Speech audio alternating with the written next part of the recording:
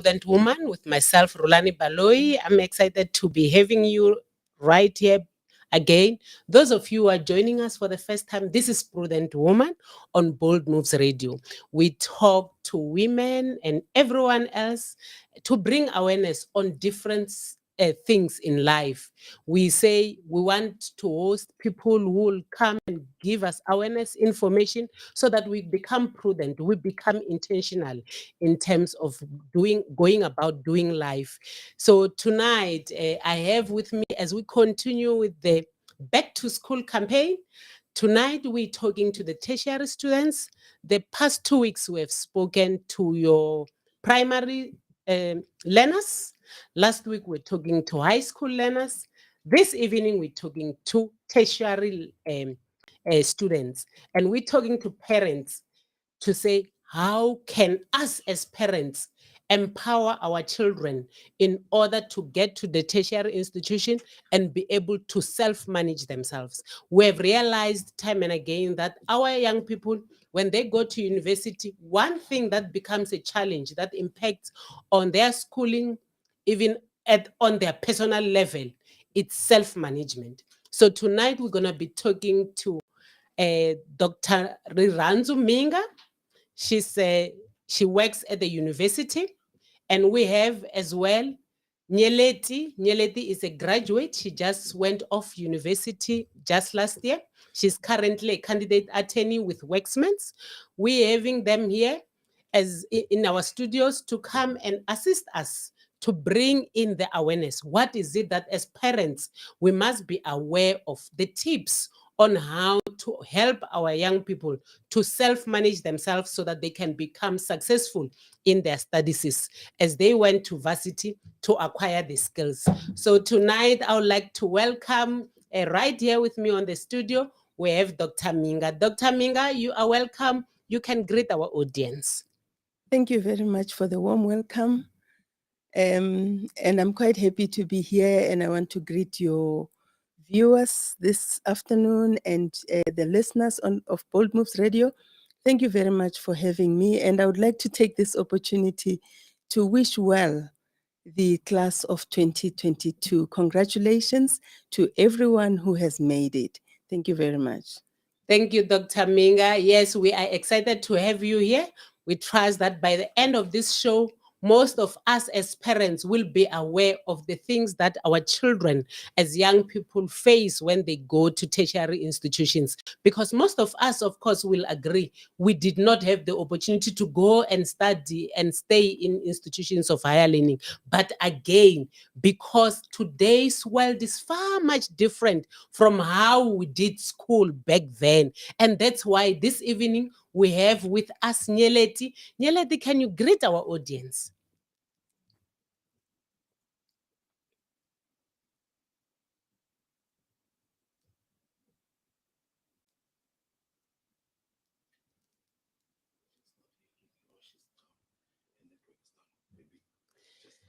Yeah, we seem to have a little bit of technical challenges with Nyeleti connecting with her, but I'm sure it will be sorted out. Our technical team is working on that. We say the show is Prudent Woman on Bold Moves Radio. Those of you who are listening to us through Bold Moves Radio, you can make your comments, ask your questions by sending a WhatsApp to 081 358 8745. And all of you are watching us on Facebook and YouTube, please converse with us by dropping in your comments, your questions on the comments section. We are excited to have you this evening, and we trust that together we shall be empowered. Whilst we are waiting for Nyeleti, Dr. Minga, I would like to come back to you. We are excited to have you, someone from Institution of Higher Learning. Nyeleti is back with us. Nyeleti, can you greet the audience? Good afternoon, Prudent Women. Very excited to be with you this afternoon. Difficulties. I have load shedding currently. So may you please just pardon me. I'm going to switch off. My connectivity with you is on par. But very excited to have you this afternoon. And thank you so much for the opportunity to speak to the brilliant matric class of 2022. we understand, we trust that you'll be able to connect with us. We understand the challenges that we're having as a country. Load shedding is upon all of us. And of course, thank you to all our viewers and our listeners who are with us. We are still on the Back to School campaign.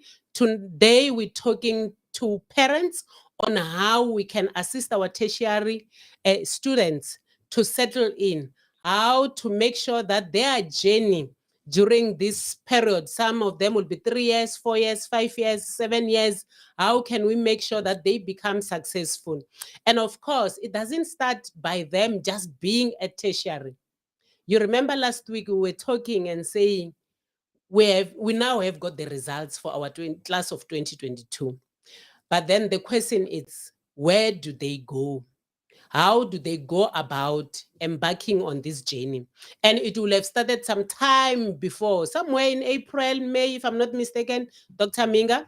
That's when they opened for applications the previous year. But now they are about to go. And I know most of our students, because you are never sure how the results will come out, you tend to find that you have applied the TVET, the technical University of Technology. Yeah, University of Technology. You see, I still know them as technicons. Yeah, and then you've got universities. Yes. I just want you, Dr. Minga, just to give us an insight. What is the difference between the three institutions? What will be the difference between a TVET, University of Technology, and a university? Okay, thank you very much for the question. The difference is somewhat historical. We have the TVET colleges, as we call them now, and those were meant to be skills training institutions where a learner would go in there to learn the vocational skills so that they at the end of the day, they can get out of the technical training and go and become and feed into the labor market. So that's when they started to. So the technicons, the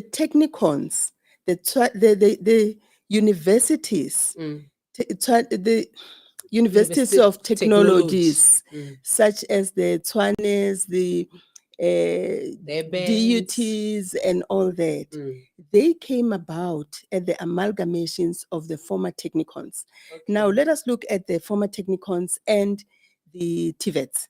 The former technicons were based on the racial segregation that we know of the country. We will remember that the educational system of the country was based on racial lines. Yes. So the technicons were actually meant for a particular population group, and the TVETs that we used to know as the colloquial word ambach, they were in a certain section of the population. Okay. So they remained like that, and they sort of developed a terrible connotation when they continued to provide those services of technical skills, because it was seen by community, it was presented to community as institutions of people who are not so intelligent in the academic stream. So it was presented to communities as such, and that is why we see even today, we are still struggling and we are still looking down upon TVETs. But I can confidently say today, TVETs and technicon and technicons were actually from the same idea of the previous regime of this country. They were coming from the same, but the only thing is that the technicons were for a particular section of the population, and they were actually highly equipped. Okay. Yes. And the TVETs, the ambachs, if we were to call them that for today, they were ill-equipped. But the idea come from the same same place. But then when we look into the universities, traditional universities, their focus was more academic. Their focus was more on theories and developing theories amongst various subject fields. And most of them were big on research. Okay. That is the difference. So when you go to a vocational training, you are going to come out as a person who has the skills to do something. I'll give you an example of plumbing. I'll give you an example of Being an electrician. And I'll give you an example of being a builder. So I think that is just that line that differentiates these things. But we know that it is from the background of our country, the background of South Africa, and the laws that were applicable at that time. That is why we have the differences now. I never thought it's like that. You know, with my layman understanding, I thought TVET, it's Ambach, and then Technikon, it's sub-university. But today you brought it at another level. And I would like to understand that why did we think that way? Of course, the Technikons had more resources. And your Ambach were mainly found in the townships. But I can say this because all of you are listening to Bold Moves Radio. I believe you listen to Bold Moves Radio. You know, yesterday night we had a show that Pastor Strike ran. We had the principal of Bembe TVET who was talking on what is the TVET offering, you know, and that show highlighted to us that TVETs are mainly on vocational training. And then this leads me to my next question to say, how does what will be the your advice in terms of what should a student look for, or how should a parent assist a child to choose which level of education do they want to go in? Whether they want to go to your TVET, your University of Technology, or university. From what you have been saying and what I heard yesterday night from the principal of Bembe TVET is that it should go with the interest of this child, not the IQ, what we have been indoctrinated to believe in. Because I have observed that throughout we believed TVET, you don't even apply. You wait for the results to come out. And if you did not do well, you must go to TVET. And that's how probably we saw the many children who went through the TVET route. If they don't get converted during their years at the TVET, they come out and they do not do anything because they were not looking at being hands-on. They still wanted to be in that line where it's more R&D, as you put it. Yeah. Yeah. Thank you very much. You see, when you have to choose an institution of where you are going to go, or a parent has to help a child as to where are they going to study and so on. These days, a lot of things have changed. Our country, we can see that in our country, the levels of unemployment have skyrocketed. And if we cannot just simply look at the fact that my child wants to do this and therefore my child can go and do this. We need to look into whether there are opportunities in whatever this child wants to do, wants to take, and so on. And also, what we need to remember is that I'm sure a lot of parents who are currently working will realize that they are working, but many of our children are not working. And we need to realize that many of us are trained to work in spaces of the systems of government. And those systems are actually full right now. Let me look for an example. I'll give you an example. We have doctors, medical doctors, that do not have jobs. Yeah, I heard this week on media. Yes, I heard in the media that there are doctors who do not have jobs. And they're actually trying to find a way to get government to give them the jobs. But the plain and simple truth is that market is probably flooded. Yes. That is why we have doctors that are idling. Mm. And so I think we need to refocus. We need to reimagine. We need to change our mindset in terms of what it is that we are going to do. Obviously, when you apply at universities, we normally ask for the first choice and second choice and the third choice. So if a child wants to be something else and you find that when you do your research, the market is flooded, it's important to look at your second choice and see if you can get to do something that is going to make you create work, that is going to make you create work so that you can employ certain people. Somebody argues that we cannot all be business people. Of course we cannot. But are we at the level where we can say we have saturated all the business ideas? No. So there's a need for us to look into things in a broader spectrum. We cannot just look at, no, my child wants to be a medical doctor and therefore that's what they're going to do. What happens? You as a parent are going to be frustrated when your child goes to medical school and comes back and sit at home. So if you are going to look into those things in a narrow mind, when you can't be narrow-minded if you look into those things. Yes. You need to have a broad spectrum of things that your child can do and so on. But one thing I can say, another thing that I can actually add is that we have seen a lot of learners going to institution of higher learning and not knowing what it is exactly that they want to do. And they fall into the trap of going into a course that is available. Yes. And that creates a problem. We see a lot of them dropping out. We see a lot of them completing and not knowing what to do because their hearts are not into that. Or maybe they can't really do something about what they have learned.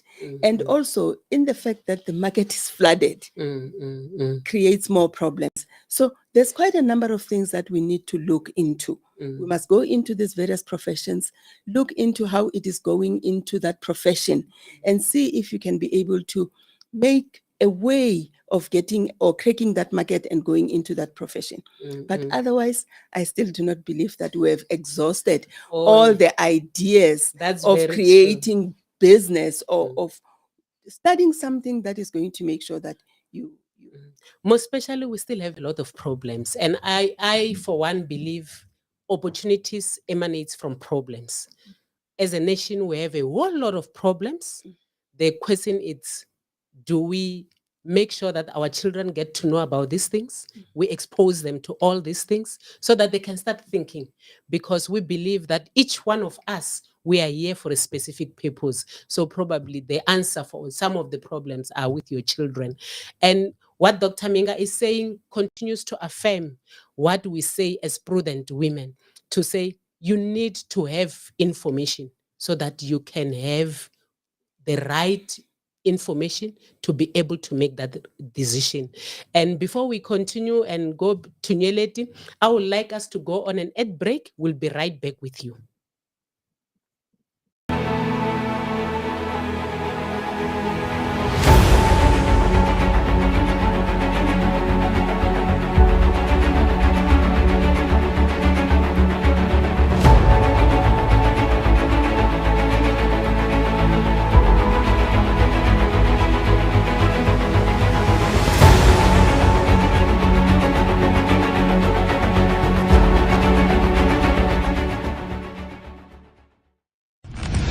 Ladies and gentlemen, here it is. Streaming 24/7. 24/7. Bold Moves Radio. Bold Moves Radio. Afrika nakupenda sana. Oh, Afrika nakupenda sana. You are listening to Bold Moves Radio. The show is Prudent Woman with myself, Rhulani Baloyi. We are still on our back to school campaign. Tonight we talking to Dr. Minga and Nyeleti. We are talking on things that as parents, we should look out to be able to assist our children to settle in and also to be able to manage themselves. Because what we have realized, self-management becomes a key thing when they get to tertiary. Because when you get there, it's a different world altogether. Throughout your life, you have been under your parents. They take you to school, come back, and do a whole lot of things for you. And Nyeleti, are you still there with us? Yes, I'm still here. I hope you can hear me clearly. Yeah, I'm sure you heard Dr. Minga when she was talking on the different institutions that we have as a nation. And I know that you are a university graduate. Yeah. I would just like you, from the perspective of a student, how did you choose which institution to go to? Good question. And I think listening to you guys speak, I realized how much there's a difference in the time you guys were at school and when we were at school. Because, I don't know, technical, all is quite new for us in the newer generation to hear. It was like, oh, okay. My institution. I think, especially, and I think a conversation like this is very important, and the strong points of the different institutions. I think when I was in high school, university, that's all we spoke about, So there wasn't much thought into possible universities of technology or TVET. I definitely did look at universities. But over and beyond that, when looking at it, I, I looked at what I want to study. First of all, you need to look where you're going.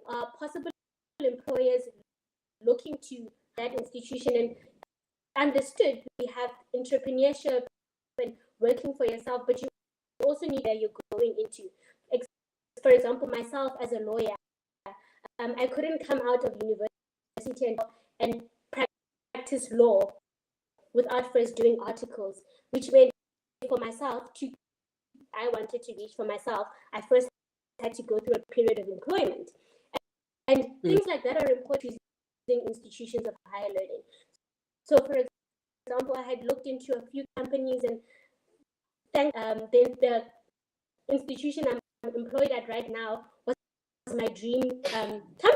To decide where I was going to study, I looked at things like that, where employers go, and as opposed to having to go through all the processes of submitting your CV and having to prove, certain institutions prove your capability before you even apply to them with your CV.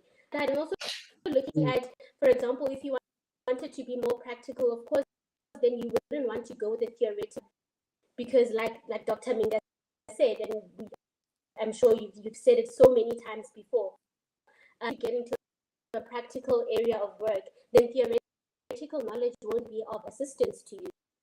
So, and I mean, rankings are a whole discussion of their own. They are definitely beyond the scope of ours. So looking at things like that really counts, and specific to the qualification you're going to do, and not That you're your going to do. rankings of the institution.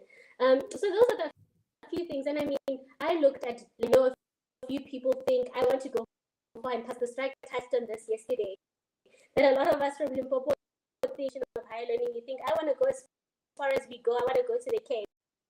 I think when I was looking at an institution, but all those things are subjective. But I think the one thing everyone needs to, what the institution can offer you to reach the career objective you have desired for yourself. Yes, thank you so much, Nyeleti. I think it doesn't matter which age you are in. What you are saying is exactly what Dr. Minga was telling us, to say these are the things that one needs to look at. What will you be doing? The qualification that you are going in for. So parents, now we have our children. They are ready to go. I know most of them, some of them have left now. Some are leaving in the next week or two. But, I have realized that there's one thing. Last week we spoke about it when we were talking about matrix, to say We focus our energy on the matric, but we do not know the rules and regulations for passing the NSC. I've also, when I was doing my research, realized that one thing that we also do not take care of or do not put our effort into understanding is the rules and regulations for the institutions that we are going to.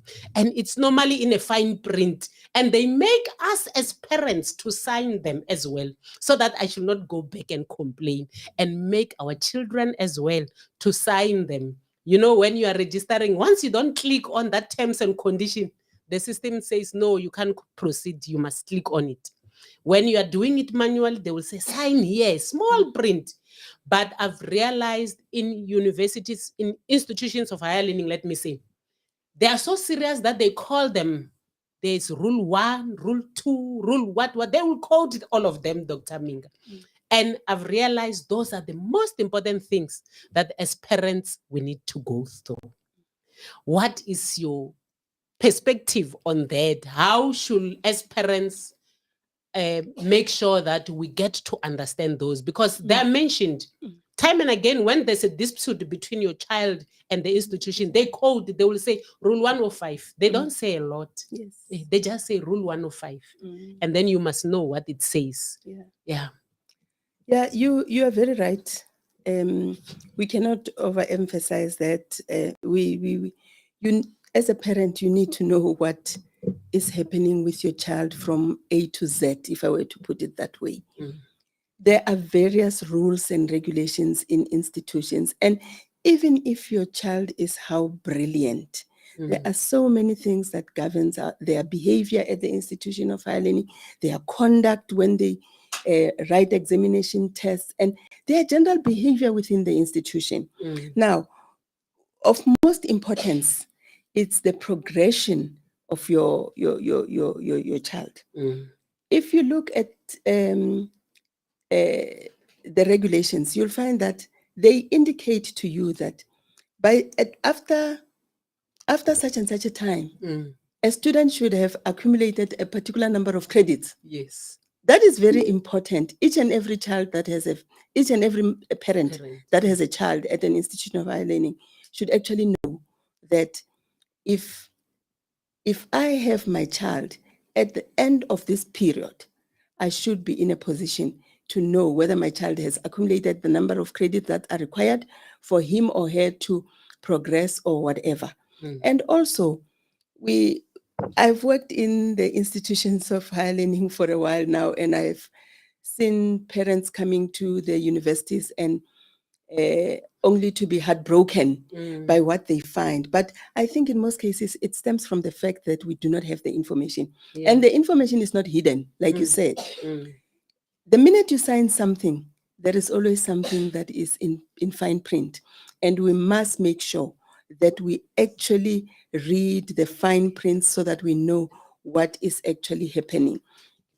In terms of the exclusion rules that are there at universities universities and institutions of higher learning, it's very important that we must learn about those exclusion rules. We must understand it, because there will be a time when a child is excluded from a university, and you find that perhaps they get excluded towards the end of their degree, towards the end of their diploma. And it's very heartbreaking to see a child who is just about to complete having to leave university because of something that we have missed. And it's very important to follow our children wherever they go. We need to keep on finding out from them. But I will suggest that before our children leave, even those that have left, I think we need to talk to them and say, my child, I understand you are growing up now. You might not want mama to be following you around, but I want to walk with you in this journey of your studies. I want to know everything that's happening. I want to know whether you have challenges, whether you are, whether it's going well. Everything I would like to know, because if we do not do that, we will be shocked. And by the time we react, it is too late. You find that the transgressions are so many that the child has to leave. And it's unfortunate in that way. So I would suggest that let us speak to our children. Let us tell them that we want to be with them in this journey, wherever they are going. We want to know, we want to understand what is happening, and so on. For instance, at universities, there are times for predicate marks. These are the marks that you actually get that directs whether you are able to sit for an exam or not.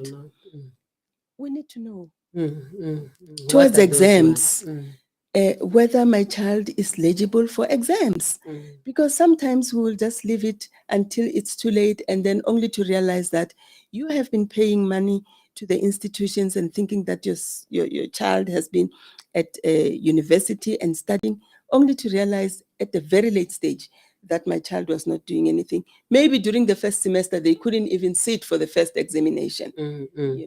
And you know, those are the realities of life, Dr. Minga. That's what we face as parents on a daily basis. And this is the reason we have shows like Prudent Woman.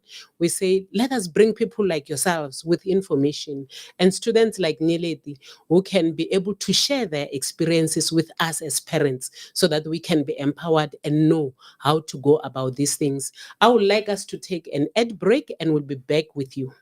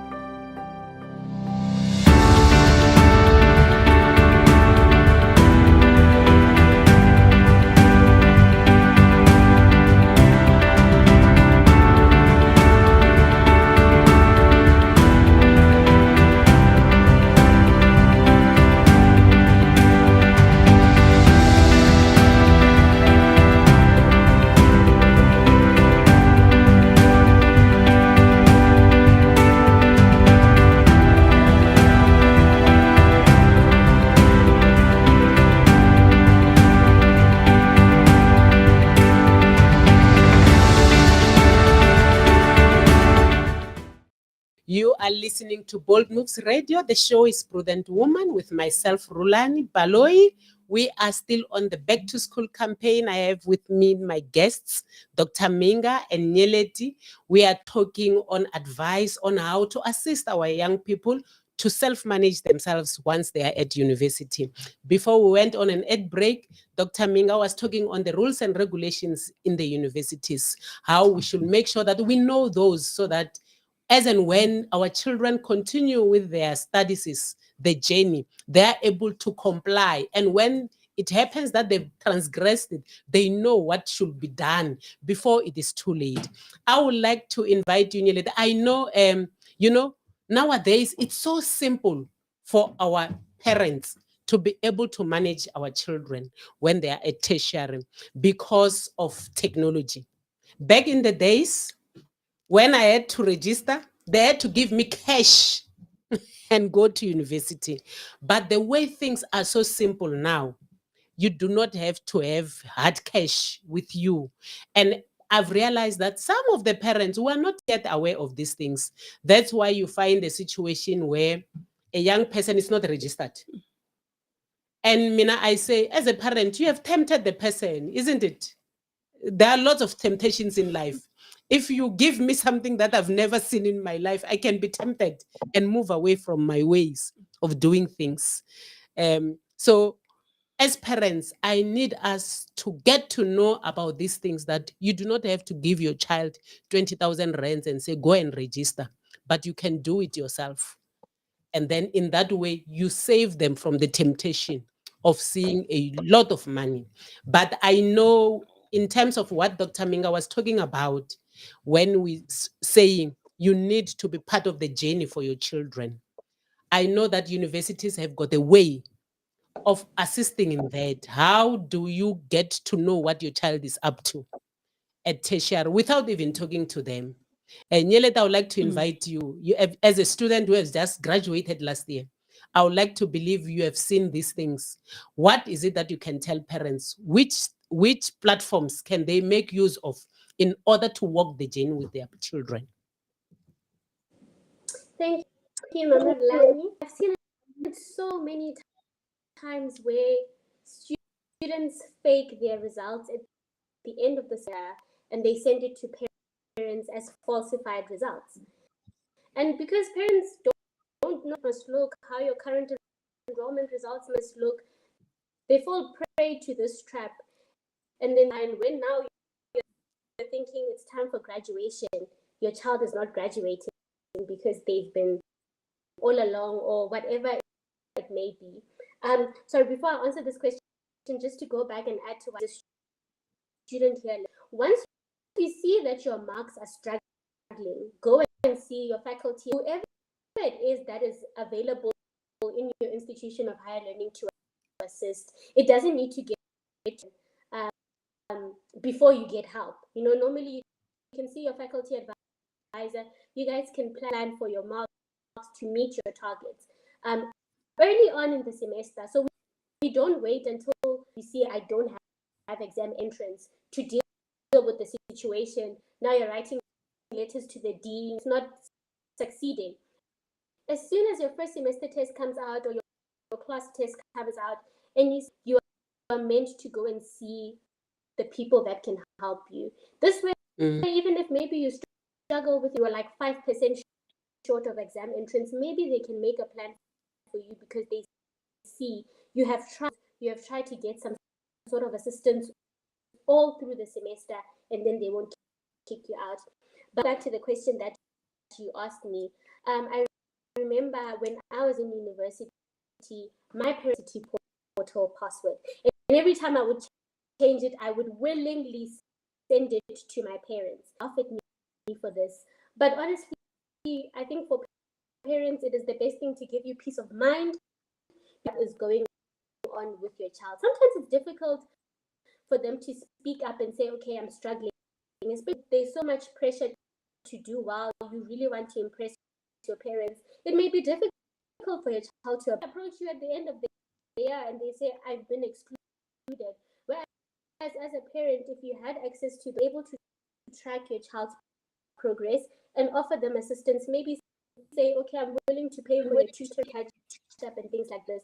So normally when you register, so nowadays institutions register on an institution that still has solely physical registrations.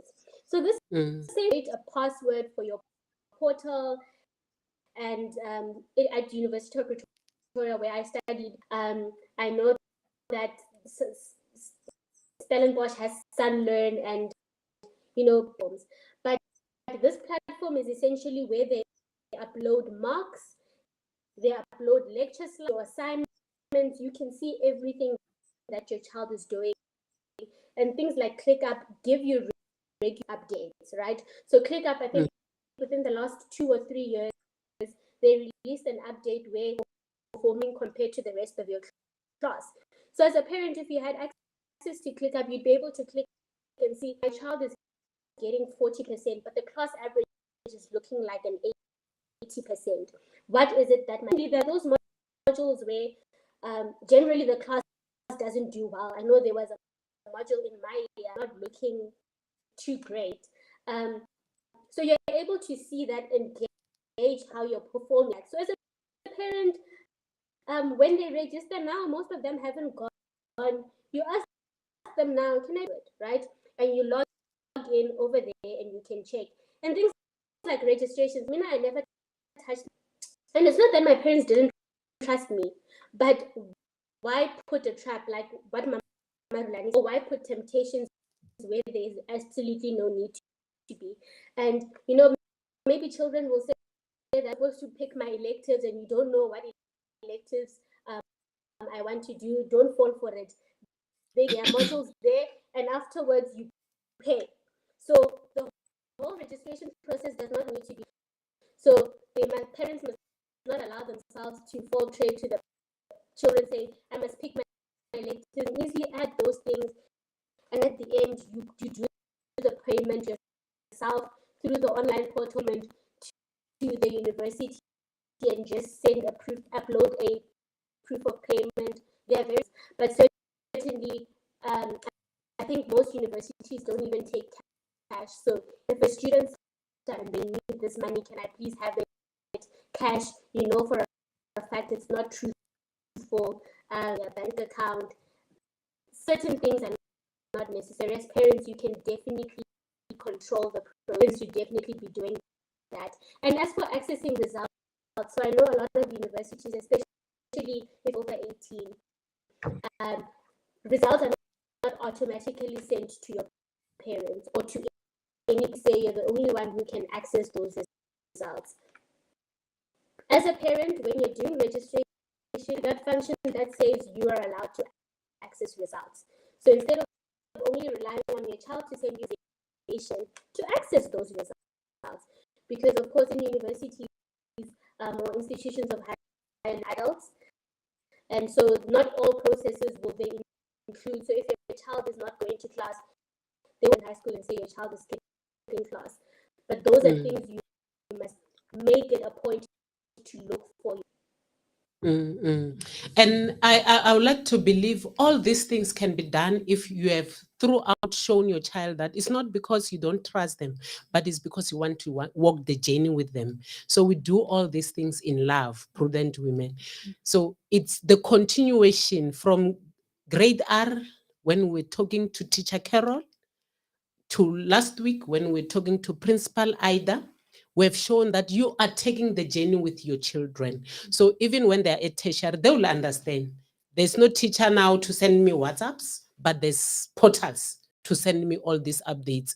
And we make use of all this information to be able to assist them. I love what Nyeletu is saying, to say, you must be able to say as a parent, maybe I need to help you, maybe I pay for tutoring services for certain module. So if a child sees that you are not looking at the results to reprimand them, to slash, but when you see the results with love, you say, how can I help you? Because this is a journey, and this is the purpose of today's session, to say, let us help our tertiary students to be able to self-manage themselves and also to make the journey pleasant for them. So now we come to textbooks.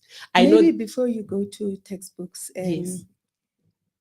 Rhulani, I would like to add to what Nyeleti has been saying in terms of support. Yes. I think it's important for parents to know that I can confidently say all universities in South Africa has got a unit for emotional support for students. Yes. There are units that are well equipped. They've got psychologists. So if your child is going through some stressors and some stress, and they have challenges and so on, for instance, if they lose a loved one or something, there is support available at universities. So that is something that we should know when we send, say for instance, somebody passes on and is very close to your child as a student and so on.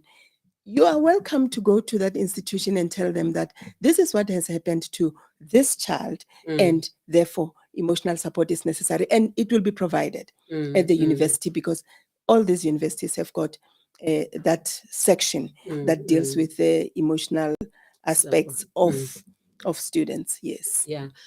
That confirms to us how caring our government is. And we agree that, it's because we tend not to make use of all these services. Because even when we're talking to primary and high schools, we agree that there are social workers that are available for our students. But time and again, because we do not have this information, we do not make use of it. But I'd like to believe everyone who's listening to us tonight, and we're going to be spreading the news, we will make use of all this information. Our children do not have to go it alone, but we should be there to give them support. Now, as I indicated, we come to the textbooks, something that is very critical. And it's one area that some of the students, Nyeleti, you'll agree with me, tend to use to manipulate their parents to extort more money from them. What will be the right time? I know, Dr. Minga, you are in the information space. What will be the right time for a parent to say, I'm buying textbooks? I know now when they get to university, the older ones tend to say, I'm selling a textbook, it's cheap. You see, when you go to the shop, it's 300 rands and I'm selling it for 50 rands. And whilst they know that that textbook is not going to be in use for this year. So what will be your advice? What is the right time for me as a parent to say we are buying textbooks? And how should I be able to identify the correct textbooks? Because I've realized when it comes to tertiary, the information changes very quickly because now you are preparing to get into the marketplace. So they tend to change. So when they say there's 5th edition, and when you have the 2nd edition, you find that it's a total new thing altogether. Okay.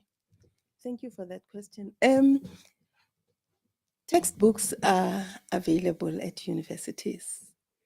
I know that now that we are moving at a very high speed towards e-learning, online provisions of information and all that. Mm, Universities have got something that is called LMS, Learning Management Systems. mm, They have textbooks in the learning management systems. mm. Textbooks are available there.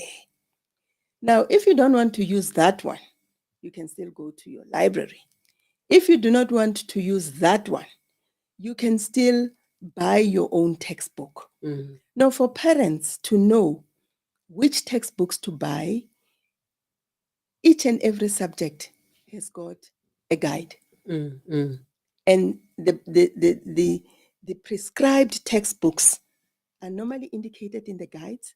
The recommended you don't have to buy, it's recommended. Yes. It's listed in the textbook and you can be able to buy for that. But in most cases, students don't want to inform the parents that these things are available in the LMS. Yeah. In the LMS, yes. They don't say that because they want the money to, So parents must know that as universities, we try by all means to provide the information. There are certain courses, if you follow what your child is doing, you will be able to see that there are certain textbooks that the university allocates funds that we call levies for textbooks. Okay. And we buy for the students. We buy. But what I know is that many universities strive to provide copies of textbooks in their information services. Yes. But if you really want to buy for the comfort of your child, it is not prohibited and you can do that. It helps. It helps a lot to buy textbooks for your child and they can study at their own comfort. But remember that some of these things are available online. And I know, Dr. Minga, when you talk of identification of a textbook, there's something they call ISBN. Yeah. Yes. Yeah. Maybe if you can touch on that. I've seen, even myself, I struggle with it because a textbook is a textbook, there's a whole lot of textbooks that maybe it's economics. But what is very important is to know the ISBN number. I wouldn't want to talk about the ISBN. I would want to talk about the edition. Okay. In terms of textbooks, you might find that there is a professor at such and such a university that keeps on researching very fast in that particular area of study, and they keep on updating their book every time. So if you focus on the editions, it will show you which one is the latest and so on and so on. And it's important to get the latest edition because even though the information that might have come onto the latest edition is just small, very, very little information or a fraction of the information, it's important to get the latest edition of that particular book. But reading a book that is probably, let's say you've got to use an edition 7 when you have an edition 6. It's not at all that bad. Yes, we understand that information changes and it changes every day and there is new research that keeps on going on. But if you have an edition 6, you can still go and read the edition 6 if you are struggling to find the edition 7. But I tell you, universities strive to make sure that these things are available. Say, for instance, in edition 6, there is additional information from the 5th edition. The likelihood is that perhaps the library will have the latest information that speaks about the latest edition if the university has not acquired that. You know, so in all respect, remind your parents, remind your children to check all areas online, and to check the libraries, and to speak to the lecturers about the information. You know, it's very frustrating to have work and you do not have the information that will support you in doing that. But I can tell you, I'm very confident.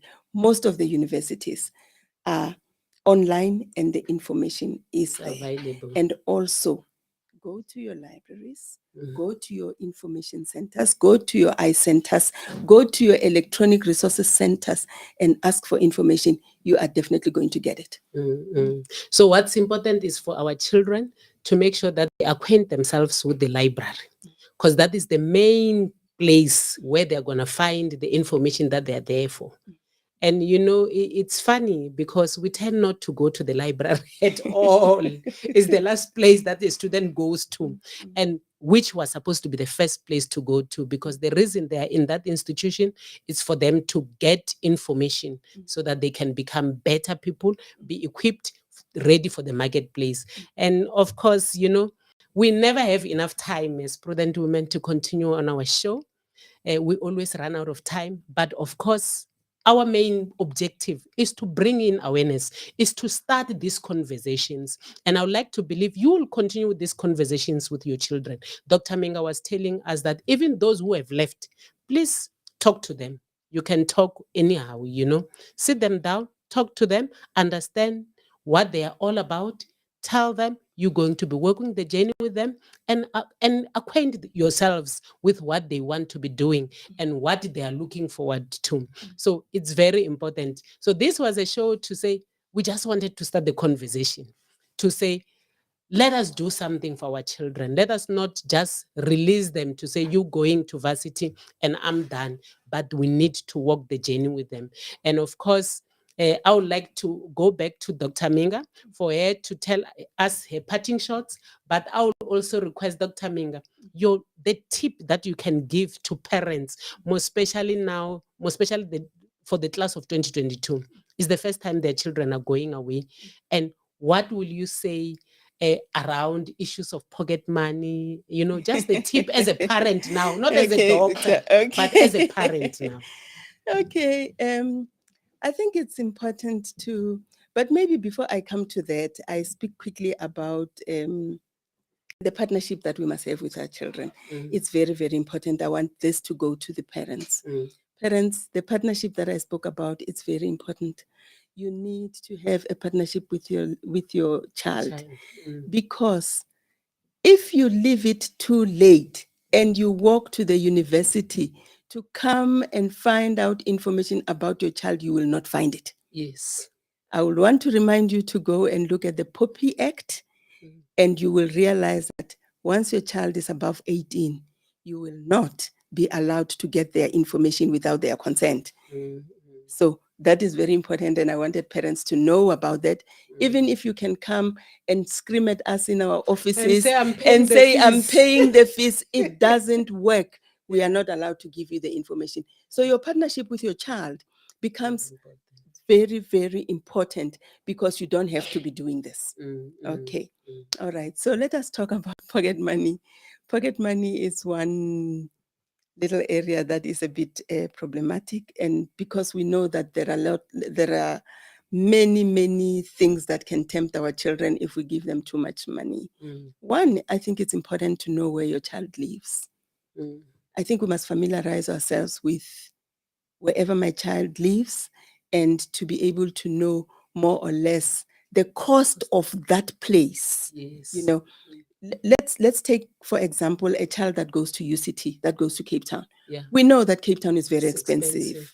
So when we give pocket money, we should look into things like that. If my child is going to Cape Town, that child cannot be treated the same way as a child that is going maybe to Univen. So it's important for us to look around and to see how things are. And if at all possible, parents, let us try. I know it may not be easy, it may be difficult.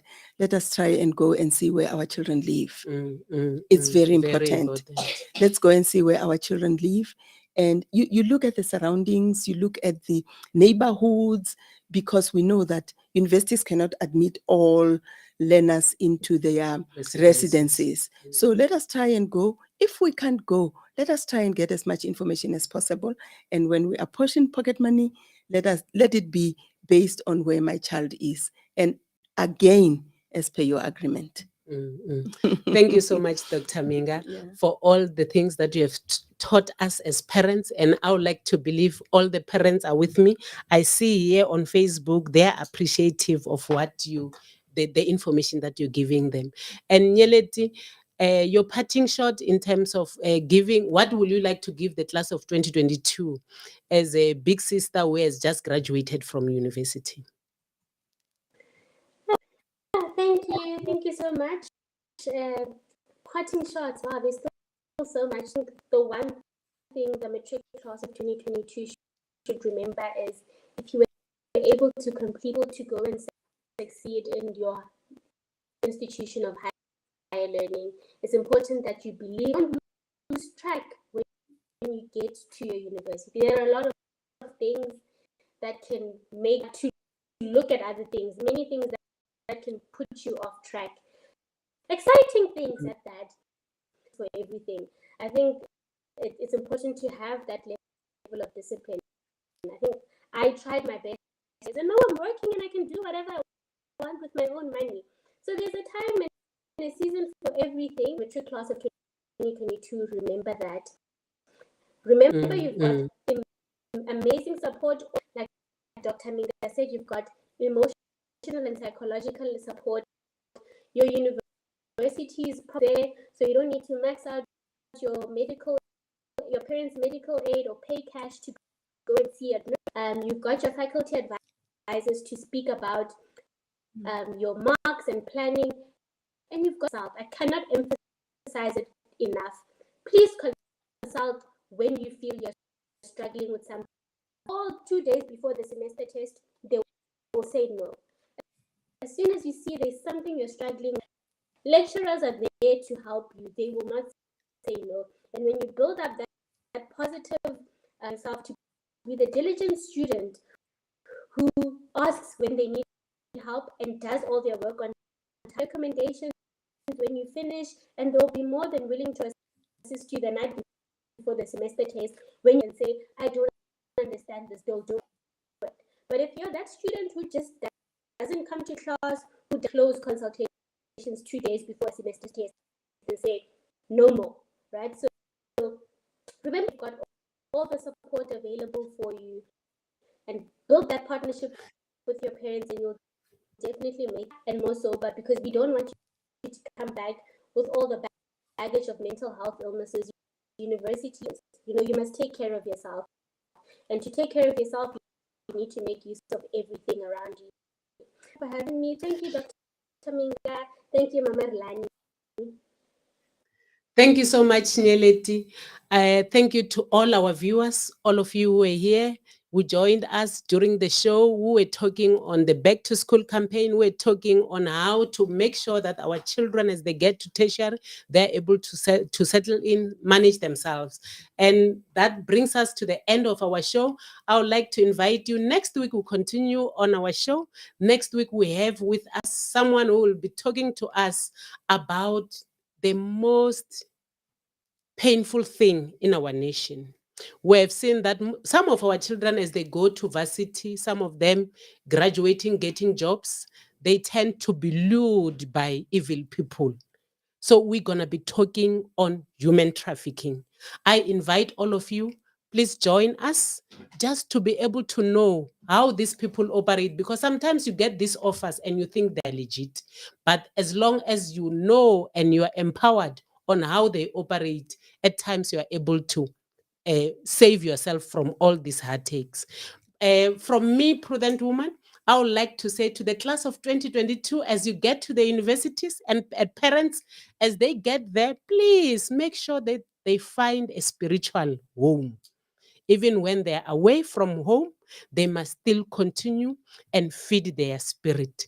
So I would like to say, have a blessed afternoon. We shall meet next week, and do not forget all the programs that we have on Bold Moves Radio. We start with prayers Monday to Friday. We invite you, join us and be with us. We have our different pastors, different gifts who are encouraging us as we pray. And we have different programs that brings to you information that will empower you to become an intentional woman, a prudent woman who knows and who is ready in and out of season. Have a blessed and wonderful afternoon. We shall see you same time, same place next week. And I would like to say thank you to our technician, Chilizi. She was right here with us. And of course, our executive producer, Pastor Strike. Have a blessed evening.